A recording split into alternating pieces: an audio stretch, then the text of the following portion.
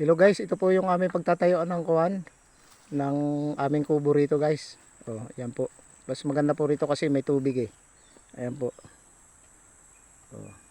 Ito pala magandang fish bang kayo man to, ano eh. Yan, oo, yan. Pag pinalakay mo yan, baka ganda. Good dito ah. Oo. Halika nga pala at ang i-video itong makokong kay Haniglin ah. Oh. Hello guys, yung nakikita nyo nakahapon sa bangko, yun ang prinsesa namin dito guys. Ayun po oh, naglalaba. Mahina po lang ang ano niyan kasi ano, private lang nga eh.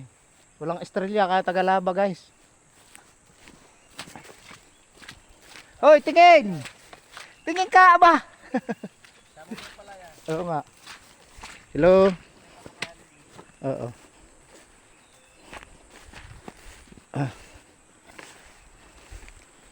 Linilibot ko lang itong ano kasi ito ay doon sa aming ano tiyuhin na binibili ng aking pamangkin. Ay kukuha ko lang yung buong video para maalman niya na ito pala yung ano kanyang bibilhin.